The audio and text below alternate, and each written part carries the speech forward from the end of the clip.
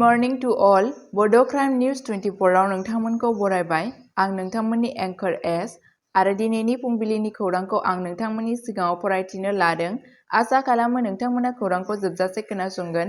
गिबि खौराङावनो दङ लामदिंआव आसाम पुलिसआ 2.46 कौटि रांनि ड्राग्स जब्द, सानै हमजादों। ड्राग्सनि बेरेखा मोनसे गेदेर अपारेशनाव लामदिं पुलिसआ दिफु र'डआव गंसे गारिनिफ्राय 49,284 फेग्रा टेब्लेट जब्द खालामो। सिखाव सुलुंनि बिथा खालामनानै पुलिसआ गारिखौ WB74AW0889 हमदोंमोन आरो सानै सुबुं भास्कर सरकार आरो यासिन आलीखौ नगावनिफ्राय खादोंमोन। जब्द खालामनाय फेग्रा मुवाफोरनि बेसेना 2.46 कौटि रां। बिबानगिरिफोरा फोथायो दि बे बस्थाया मोनसे गाहाय मुलि नेटवर्कखौ फोजोबस्रांबाय। नायबिजिरनाया सोलिगासिनो दं। थांनाय दानाव सानजा गुवाहाटी पुलिसआ जाराबाद क्रसिंआव सानै फालांगिरिखौ खादोंमोन आरो हिर'इन मोन 17 सीसीफोर जब्द खालामदोंमोन। बेबायदिनो खोला सालमारा मानकासार पुलिसआ सिग्रोमनायनि समाव सासे ड्राग्स फालांगिरिखौ हमदोंमोन आरो फेग्रा मुवाफोर जब्द खालामदोंमोन। पुलिसआ ओनसोलाव फेग्रा मुवा फालांगिनि बेरेखायै गावसोरनि सिग्रोमनायखौ सोलिगासिनो दं। नैथि खौराङाव दङ खोला सालमारा मानकासाराव गोबां बिबांनि बेरफ्रुग्रा बेसाद जब्द, सानै हमजादों। मोनसे गिदिर सिग्रोमनायाव मानकासार पुलिसआ 160 एमोनियाम नाइट्रेट लावथि थार आरो 285 डेट'नेटरजों लोगोसे गोबां बिबांनि बेरफ्रुग्रा बेसादफोर जब्द खालामो। बिबानगिरिफोरा गियोदि बेफोरखौ आयेन बेरेखा हाबाफोरनि थाखाय बाहायनाय जानो हागौ।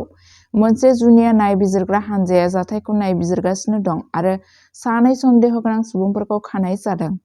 बे समावनो मिज'राम रैखाथि हानजाफोरा गोबां सिग्रोमनायाव 10.80 कौटि रांनि ड्राग्स जब्द खालामो। साम्पायाव 9.99 कौटि रांनि 3.33 किल'ग्राम मेथाम्फेटामिन टेब्लेट बोखांनो हादोंमोन, जायनि जाहोनाव साथाम सिखाव फालांगिरिफोरखौ खानाय जादोंमोन। लंग'टलायाव 80.76 लाख रांनि हिर'इन जब्द खालामनाय जादोंमोन आरो सानै फालांगिरिखौ हमनाय जादोंमोन। मिज'रामआ म्यानमारजों बेरा गैयै 510 किल'मिटार सिमानि थाखाय फेग्रा मुवा फालांगिनि थाखाय मोनसे गाहाय लांलाय-लाबोलाय बिन्दो जानानै दं। थामथि खौराङावनो दङ डिब्रुगड़ मुलुगसोलोंसालिया हादोर गेजेरारि थुनलाइयारि फोरबो खुंनो साखा-फारा। डिब्रुगड़ मुलुगसोलोंसालि गेजेर हायुंआरि थुनलाइ फोरबोनि नैथि खोन्दोआ 5 निफ्राय 8 फेब्रुआरिसिम खुंजागोन। हारिमु, आरिमु आरो थुनलाइ फाउन्डेसननि हेफाजाबाव खुंजानाय बे हाबाफारिया 25 हादोरफोरनि सा 120 निबो बांसिन लिरगिरिफोर थागोन। 50 निबो बांसिन जथुमफोर आरो मावबादाफोरजों फोरबोनि थांखिया मुंदांखा भारतारि आरो सा-सानजा लिरगिरिफोरजों लोगोसे मुलुगनां थुनलाइयारि गारांफोरखौ ज' खालामनाय जागोन। बे समावनो ब्रैथि क'क्राझार थुनलाइयारि फोरबोआ रबिबारनिफ्राय बड'फा कालचारेल कमप्लेक्सआव जागायदोंमोन।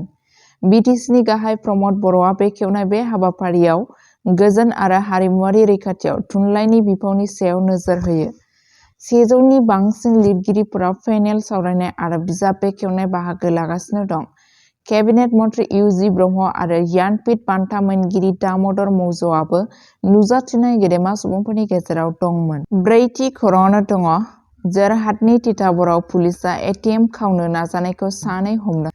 जरहाटनि तिताबर पुलिस थानानि मोनसे हानजाया एटिएम खावनो नाजानायखौ जाफुंसारै फेलें खालामदों। अफिसार्स इन चार्ज (अ.सि.) नि दैदेननायाव पुलिस हानजाया दायनि नाजानायनि समाव सानै सन्देहगोनां सुबुंफोरखौ खादोंमोन। बिबानगिरिफोरा गंसे रड आरो गंसे कुल्हारि जब्द खालामो, जाय आइजेंफोरखौ सन्देहगोनां सुबुंफोरा खावनायाव बाहायनो सानथांखि खालामगासिनो दंमोन।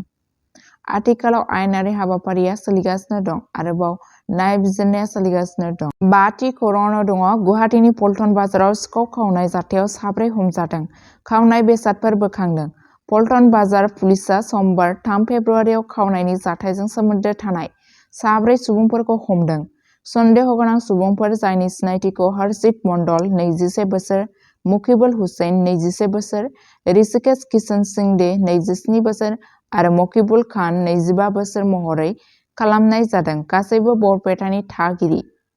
हमजानायनि उनाव पुलिसआ गाहायाव होनाय खावनाय बेसादफोरखौ बोखांनो हादोंमोन। दोंसे सनानि माला, गोबां सनानि थुख्राफोर, मोनसे गल्ड रिं, मोनसे सिलभार रिं आरो मोन 6 बायनाय रुफानि एंक्लेटफोर, मोनसे सिलभार ब्रेसलेट, नोगोद 75,000 रां, गंथाम मबाइल फन। साब्रैनि बेरेखायै आयेनारि हाबाफारि जागायनाय जादों आरो नायबिजिरनाया सोलिगासिनो दं। 6थि खौराङावनो दङ सिलचराव उन्दै आदिबासि हिन्जावसाखौ गाज्रि आखु दिन्थिनायनि दायाव सासे हमजादों। आसाम मुलुगसोलोंसालि सिलचरनि सासे केम्पासनि मावथिखौ मैया सासे 14 बोसोर बैसोनि आदिबासि हिन्जावसाखौ गाज्रि आखु दिन्थिनायनि दायाव खानाय जादों। 57 बोसोर बैसोनि फारुक आहमेद मुंनि दायनिगिरिया 31 जानुवारि खालि आसाम मुलुगसोलोंसालिनि आयेन बिफाननि सिङाव उन्दै हिन्जावसाखौ गाज्रि आखु दिन्थिदोंमोन।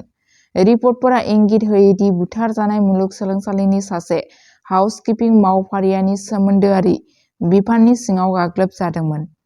बिथांजोनि अजदनि उनाव पक्स' आयेननि सिङाव दारबान्द पुलिस थानायाव मोनसे एफआइआर होनाय जादोंमोन। मुलुगसोलोंसालिनि बिबानगिरिफोरनि मददजों पुलिसआ दायनिगिरिखौ नागिरना खायो मानोना केसआ गोसो गुदुं आरो गुबुन गुबुन हारिफोरखौ गोहोम खोख्लैनो हागौ। बेनिखायनो मावख'गिरिफोरा नायबिजिरनायाव मोजाङै नोजोर होगासिनो दं। 7थि खौराङावनो दङ तामुलपुराव गिख्रंथाव एक्सकावेटर जाब्रबथायाव आइजो मावथिनि जिउ खहा। मोनसे दुखुनांथाव जाथायाव आसामनि तामुलपुर जिल्लायाव सासे आइजो मावदांसाखौ जावखांग्राया बुथारदों।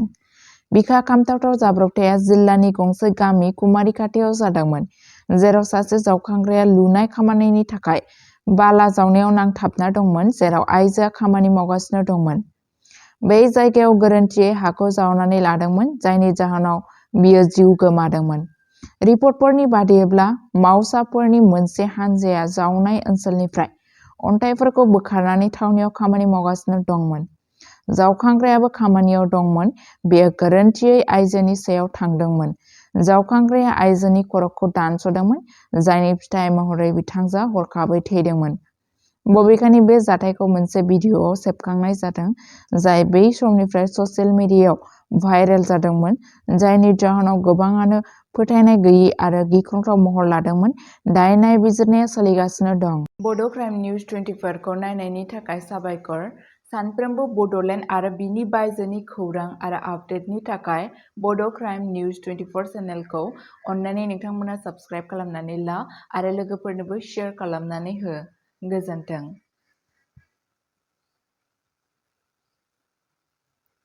बड' क्राइम निउज 24 खौ नायनायनि थाखाय साबायखर। सानफ्रोमबो बड'लेण्ड आरो बिनि बायजोनि खौरां आरो आपडेटनि थाखाय बड' क्राइम निउज 24 चेनेलखौ अन्नानै नोंथांमोना साबस्क्राइब खालामनानै ला आरो लोगोफोरनोबो शेयार खालामनानै हो। गोजोन्थों।